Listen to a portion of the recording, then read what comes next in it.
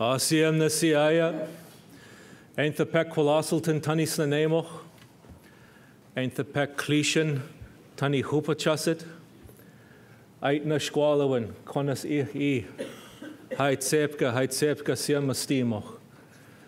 Dear friends and relatives, honorable minister, guests, participants at this wonderful morning, good morning to you all. It's a great honor for me to be standing here as a member of the First Nations Summit Task Group, a member of the Leadership Council of British Columbia, to provide some opening remarks on such an important couple of days for all of us, for the lives of all of our peoples. My name is Chief Douglas White. I'm the chief of the Snuneymuxw First Nation in Nanaimo on Vancouver Island. I've only been the chief since December of 2009 and a member of the Leadership Council and First Nation Summit since June of 2010. So I'm very honored and humbled to be standing here, following the footsteps of all of the leaders that have led to this particular spot in time, who have worked so tirelessly to create this pathway for all of us. It's a great honor for me to be here in their footsteps. And last night, as Harold mentioned, it was a remarkable evening of honoring and giving recognition and respect to all of that good, hard work. I want to begin by giving recognition and respect to the Musqueam peoples, my Uncle Larry Grant, for opening us up, welcoming us into your home in such a good, strong way. It felt really good in my heart. I mentioned in the beginning my two names, Kwalasalton and Clishan. Kwalasalton's from my grandmother's family, my father's family in the Coast Salish part of the world, and Clishan from my mother's family in the Nuu-chah-nulth part of the world. I'm very proud and happy to hold those important names in our family's lives, and it gives me always an important frame of reference from which to think from and work from and live from. This is a time of great opportunity and change for all of us, a time of great responsibility. For me in my own life, this was made particularly clear and very personal for me when a month ago I was happy and blessed by the Creator to have two twin sons born into the world. Thank you. Little Chaz and Will, they're something else. Holy smokes, I haven't slept in a month, I'm telling you.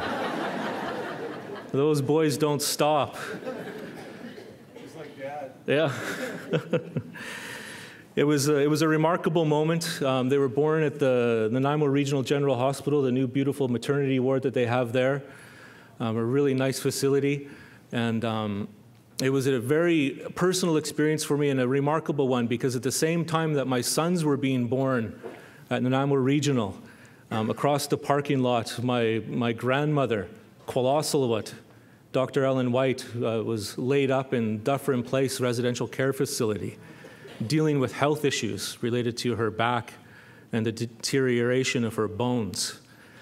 And this, for me, was an amazing thing to be able to go and talk to her, and then later that day, to have my two sons born. I thought so much of her during that time. I'm sure that many of you will know who she is. The traditional teachings, the sacred training that she received from her family, from her grandmother, the teaching and training that she received to grow up into the world and to be someone that could provide Coast Salish health care, Coast Salish healing and midwifery. She grew up and spent her whole life healing the sick, both physically and spiritually, and she's helped to deliver hundreds of babies. It's an amazing thing that she was able to have that kind of a life. It's a remarkable story in part. Part of it is because of the fact that some of her family is from the American side of the border. The Coast Salish world is split in half by the international border. When she was a young girl growing up in the islands, the Gulf Islands, she wasn't recognized as Canadian, and therefore wasn't a Canadian Indian. She tells this sort of chilling and remarkable story, ironic story of being a young girl hanging on the windowsill of the residential school at Cooper Island, peering through the window longingly wishing she could be at school, not understanding, why can't I go to school like the other kids? And her grandmother saw that this was the case of my grandmother and a number of her little cousins. She said to them, if you can't go to their school, you're going to go to my school. What a beautiful, beautiful happenstance in our family's life that happened.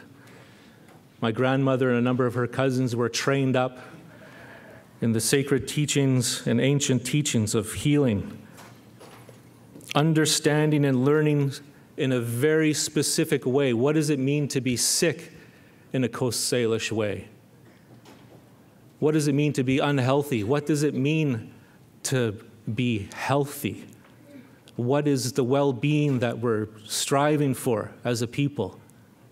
What are the components of health from our specific worldview? Very, very specific thoughts about that. There's only one Coast Salish way of looking at that. There's also a Nuu-chah-nulth way. There's also a Kwakiutl way, Okanagan, Tanaha. Each of our peoples has our teachings and our understandings of health and healthcare, healing. What does it mean to be sick? What's required to make someone better, to hold them up? What are the different components of that work? So my sons began their life in a medical system last month. A medical system that doesn't contain that worldview. A medical system that doesn't have, I think it's fair to say, a medical system that essentially does not have any Coast Salish content at Nanaimo Regional General Hospital. It doesn't have any meaningful Nuu-chah-nulth content. It doesn't have any meaningful Kwakiutl content. The work that we're considering today and tomorrow is a step toward changing that stark and grim reality that we're not reflected in the healthcare system of this country, of this province. Other governments will have to give recognition to what we value as a people, to what our priorities are about our healthcare. They will have to give recognition and respect to our different conceptions of health, our different conceptions of well-being, our own ideas, unique ideas of what it means to be cared for and healed. I honor the fact, I want you to know I honor the fact that we're doing this work together, that we're taking these steps together as one. In the regional caucus session that I took part in yesterday for Vancouver Island, I shared with them the one single reason why I'm here at all today, yesterday. That reason is that I know that alone I am not strong enough to look after my people in the way they deserve to be looked after. I know that by myself I cannot provide the service to my people that they deserve. And I know that my voice, no matter how loudly I shout and holler, isn't loud enough to provide the advocacy that my peoples deserve to change the situation that they're in. I am here, and I let them know yesterday at the Vancouver Island session, I am here because I know that the health and well-being of the Snuneymuxw people that I have responsibility for depends upon how well I work with each and every one of you in this room, how well I work together with you to hold you up. I know that as a leader of a First Nation in this province, I need your help in this room to look after my people. And I know that you need my help. I know that working together is the only way that we're going to be able to create the transformative change that's required in this part of the world, the transformative change that's required to create that different reality for our peoples, to create the healthy communities that our peoples deserve and that we strive towards. This notion of working together, it's a fundamental fact. It's at the foundation of every single Aboriginal political organization that's existed in this province. The idea, it's expressed in different ways. I know two ways: Nutsamach Squalowin, the oneness of everything. And then that's in my part of the world on Vancouver Island, the way that we talk about it. Nuu-chah-nulth, another phrase, Hishuk Istsawak. Everything is one, the interconnectedness. The fact that we're all in this together. That one central idea is at the foundation of all of the history of our work together as Indigenous peoples in this province. The Allied Indian Tribes of British Columbia. The Native Brotherhood of British Columbia. The Union of BC Indian Chiefs, our participation in the North American Indian Brotherhood, the National Indian Council, the National Indian Brotherhood, the Assembly of First Nations, the First Nations Summit. All of these organizations have that simple, profound idea at their core. Recognition that we have to work together to create the different world for our peoples. It's a necessary part of our work. So tomorrow, when we consider the resolutions before us, when we consider the pathways in front of us, we consider our work together, tomorrow is going to be a day that matters. This is going to matter. We can't say that about many days in our lives, but we can say that about tomorrow. Tomorrow, when we consider our support for our collective work, is going to be a day that impacts the health and well-being of all of our peoples. There's no denying that. Tomorrow is going to make a difference.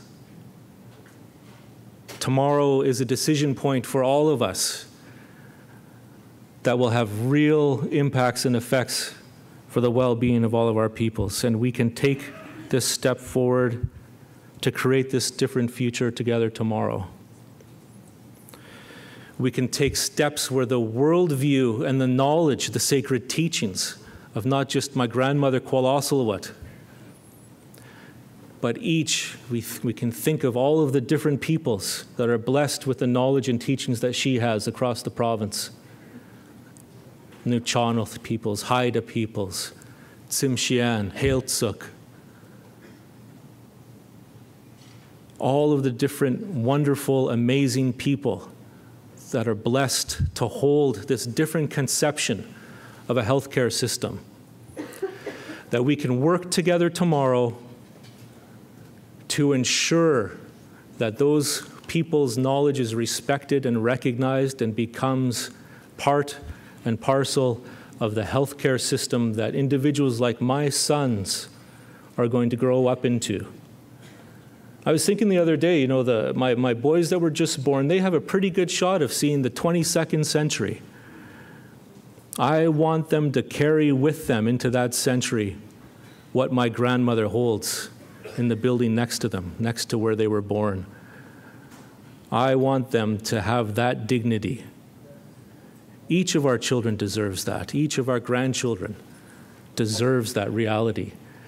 And I'm just so honored and so stunned to be a participant in such a remarkable conference, such a remarkable process where it's fair to say almost every single First Nation in this province is represented.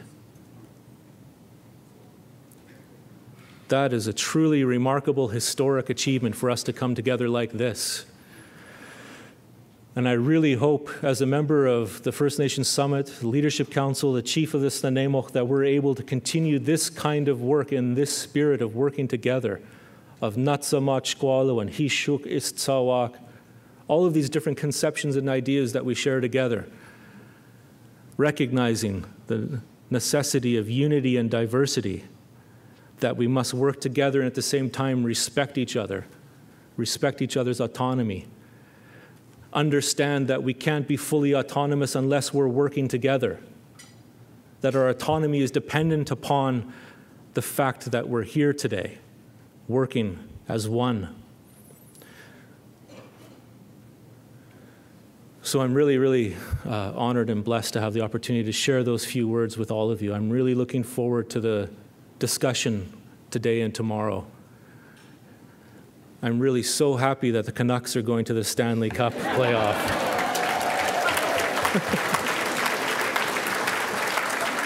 What an awesome, beautiful time we live in.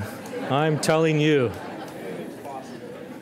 So, Haitsepka siamastimo, Haitsepka siamastimo.